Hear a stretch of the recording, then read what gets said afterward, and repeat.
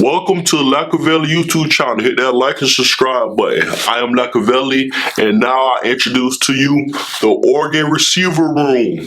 Coming in at 6'5", a sophomore, Devon Williams. 6'1", senior, Johnny Johnson III. 5'11", sophomore, Michael Pittman. 5'9", senior, Jalen Red. 6'5", freshman, Dante Thornton. 6'2", freshman, Troy Franklin. 5'11", freshman, Chris Hudson. 6'3", freshman, Isaiah Brevert. 5'11", sophomore, Josh Delgado. 6'2", redshirt freshman, Lance Wilholt. And 6'2", sophomore, Isaiah Crocker. Led by receiver coach Brian McClendon.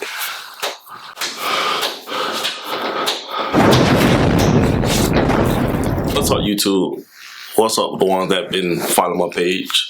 If you're new to the page, go ahead and hit that like and subscribe button. Please hit that like button. It's free to do all of it as well too. It's super free. And what we got here today, we're talking about receivers. The good, the bad, the future, the past. You know what I'm saying? And like the title of this video says, is Oregon in good hands with these receivers I just named? It's a stack room, as you guys can see. So let's go ahead and jump into the prediction of rotation. Who will be the starters? Who will be the backup? Who will have to work for time? Who barely will see the field? It's my prediction. It's not set in stone yet, but we do know AB is starting quarterback as well. Chris Ball just announced at media day. So right off back, starters, it would be Johnny Johnson III, Michael Pittman, and Jalen Red.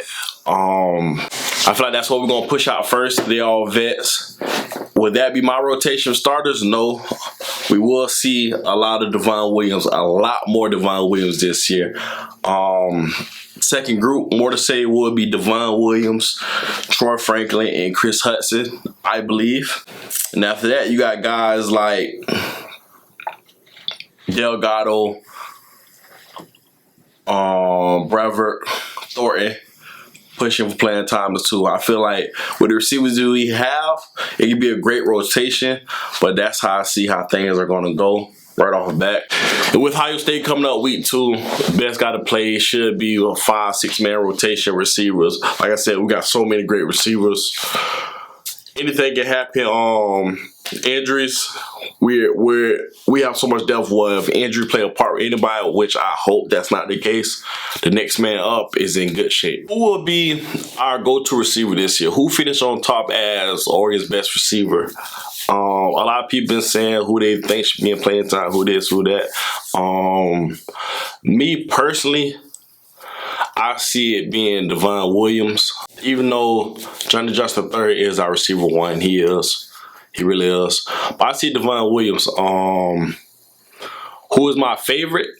You know what I'm saying? There's nothing personal thing, but my favorite receiver in this group is Troy Franklin. And he been following my page for a while and did a highlight video of him like a year ago, 2 years ago. The guy's going to be a stud. But also in this video, we're going to talk about, is it a good thing to be a receiver at Oregon, University of Oregon?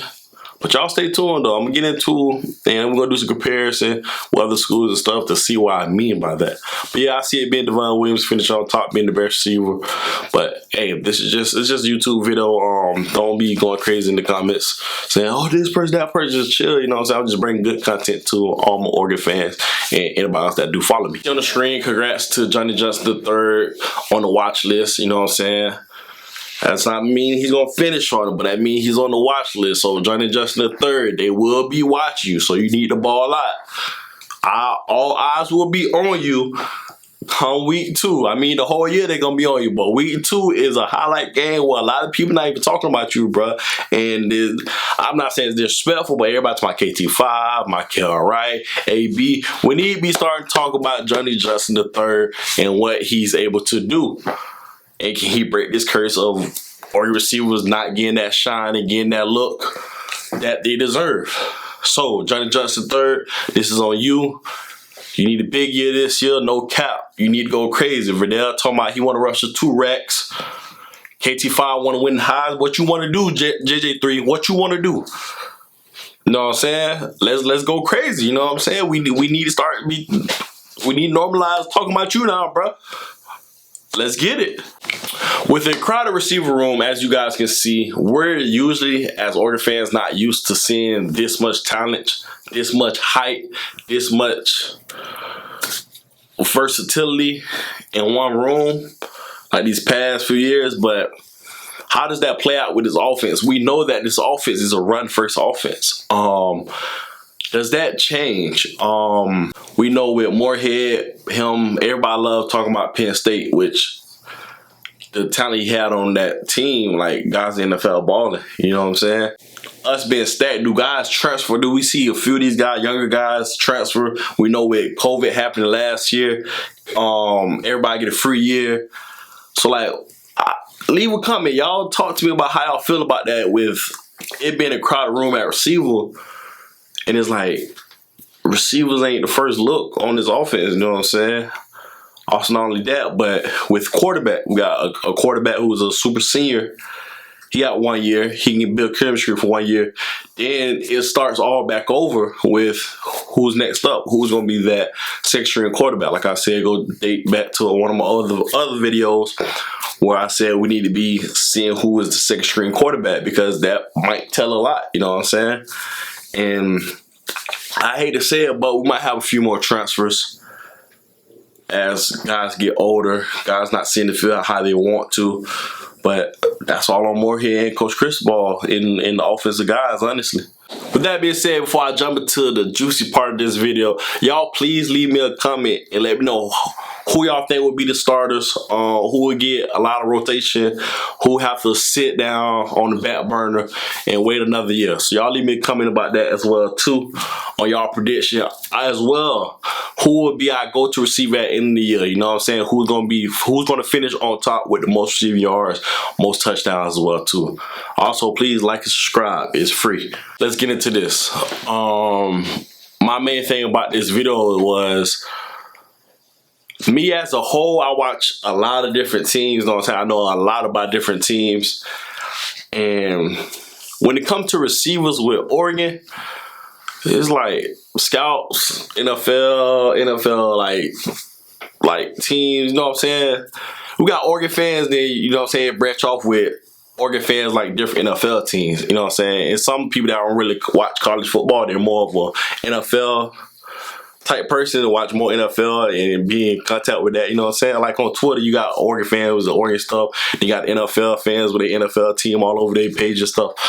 But you never really talk about Oregon receivers, you know what I'm saying? You never really talk about it, you never really hear about it because we had our ups and downs since 2010. We seen the highs, we done seen the very lows. And even with highs, I did a lot of research on most receivers that have a crazy year, like Burrow, Taj Boyd, Mariota, who else? The guys from Ohio State, those quarterbacks. Majority of the time when they go crazy with passing, their receivers get a lot of shine and love and go high in the drop too as well. But when you look at Oregon, it's fascinating because it's not the same with Oregon. It's really not. And I did my research on, since 2010, how many guys we done had drafted. And right off the bat, I thought of 2 other Pac-12 teams where I know receivers that came out of that school and doing very well in the NFL, you know what I'm saying? And this is what I want to talk to you guys about. And I'm asking a question truly that I need comments on why and how can Oregon fix this in the sense of we're known for O-line, we're known for D-line, we're known for quarterback, we're known for DBs, secondary, but not really running backs. Well, you can say running backs, but we're talking since 2010. You know what I'm saying? I hate being a historian, but since 2010, we're known for those things, but it's never been receiver or a running back like that, you know what I'm saying? And you can kind of say running back, you know what I'm saying? But for sure, what we're talking about here is receivers. We're not known for playing receivers in the NFL.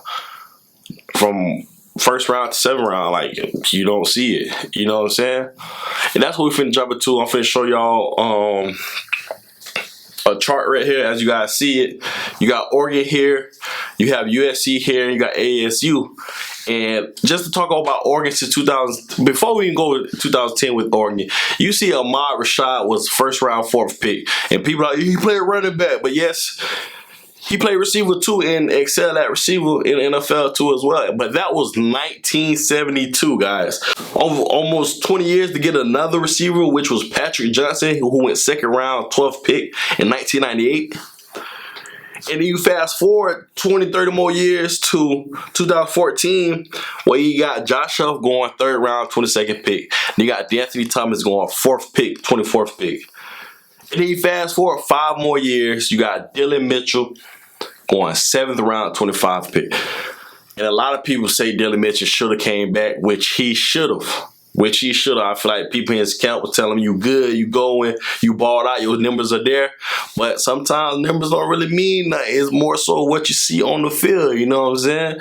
So I wish he would stay one more year. He pulled a DT, a Darren Thomas. Should have came back.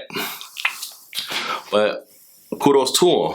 But as we move along, let's go ahead and jump into ASU. As you guys can see, since 2010, the first 5 years of 2010s, they didn't have anybody at all. 2015, Jalen Strong, 3rd round, 6th pick. 2016, Devon Williams, 7th round, 4th pick. 2019, N'Keal Harry, 1st round, 32nd pick. 2020, Brandon Ayuk, 1st round, 25th pick. And 2021, Frank Darby, 6th round, 3rd pick. And as you guys can see, it's like, that's good. That is really good for a program like that. It's good. And you will think like Oregon being on top of his game now, you know what I'm saying? Which I want to see if Chris Ball really can do that. You know what I'm saying? Can he turn it around? Because we know he's a great recruiter. You know what I'm saying? Fans like to pick on, oh, we're not developing talent. He's now almost 2 feet in. He done got people to the NFL, you know what I'm saying? Since he's been at Oregon, some of those guys want to see recruits, kudos. But I really want to see receivers be pumped into the NFL from Oregon. I truly do. Now let's go ahead and jump into USC. As you guys can see, since 2010, the list is crazy. Like, they're a pipeline to the NFL. And you would think, like, why would big time names like Troy Franklin, Dante Thornton, Isaiah Brevard, Chris Hudson, these newer guys come to Oregon when we really don't have a track record of sending receivers to the NFL compared to USC? But, you know what I'm saying, Chris Ball really got a good mouthpiece. The Stafford got a good mouthpiece, where it's like, it's a new era. We're going to get you guys to the NFL. And I really hope that's true. And I really hope I do see that, you know what I'm saying? Because the Pac-12 championships are cool. The Rose Bowl championships are cool. But I be wanting to see Oregon players in the NFL when it's all said and done. That's cool, because at the end of the day, once you're going to become an alumni one day, you know what I'm saying, as a player. But now, from a personal aspect, where your money is made, you know what I'm saying, either you're going to be in NFL, or you're going to be working 9 to 5, or you're going to be an entrepreneur. So, like, the Pac-12 championship is cool, the Rose Bowls and the bowl game championship is cool, but I want to see guys in the NFL, you know what I'm saying, change their family lives and breaking generation curses. But on to USC, man. Since 2010, USC done had Devon Williams, who went 2010, 3rd round, 13th pick. 2011, Ronald Jones, 6th round, 17th pick. 2011, David Osbury, 7th round, 38th pick. 2013, Robert Woods, 2nd round, 9th pick. 2014, Marquise Lee, 2nd round, 7th pick. 2015, Nelson Aguilar, 1st round, 20th pick. 2017, Juju Smith-Schuster, 2nd round, 30th pick. 2020, Michael Pittman Jr., 2nd round, 2nd pick. 2021, Amon-Ra St. Brown, 4th round, 7th pick. And yes, I know you guys do see Pittman. We got Pittman, little brother. But can we punch through and start getting our receivers into the NFL? And this is what my whole thing was about with this video. Are we really in good hands? With this season, years to come, then to the NFL, how Arizona State and USC, for example, been pushing guys in. It's more teams. I'm pretty sure I didn't go through UCLA, everybody else in the Pac-12. Cool. Y'all leave me a comment. Let me know what y'all think truly, because I really want to know, because most of the times when I drop a video, I would have my take on it, my spin, my twist, whatever. But this time, really, like, I don't know. Like, can somebody really help me out on what will it take and what do we have to do? What kind of numbers will we have to put up for our guys to start getting NFL how all the other schools are? You know what I'm saying? And you think Arizona State, Oregon's the bigger school, but the last few years they don't put better receivers in the NFL than Oregon. So, like, subscribe, leave a comment, turn notifications on. All Oregon content I'm popping out. You know what I'm saying? We got camp next week. You know what I'm saying? Preseason camp, pre-fall camp, what you want to call it. So, y'all let me know, man. I truly want to know. So, y'all please leave me a comment and let's see what goes, because for what it looks like, Devon Williams have a high ceiling, you know what I'm saying? I feel like he's going to be that go-to guy, but JJ3, it's on you. It's time to step up, bro. I understand you quiet, you don't like, but bro, you're a super senior, bro. You gotta start speaking up. Cordell spoke his piece, KT5 spoke his piece. We need you to step it up, and we need you to be that stepstone where you're gonna be the first one to ball out, you know what I'm saying? You be next Juju Smith. You can be next Juju, you know what I'm saying? So, I don't know. So that's it, man. Y'all please leave me a comment. Please let me know how y'all feel about that.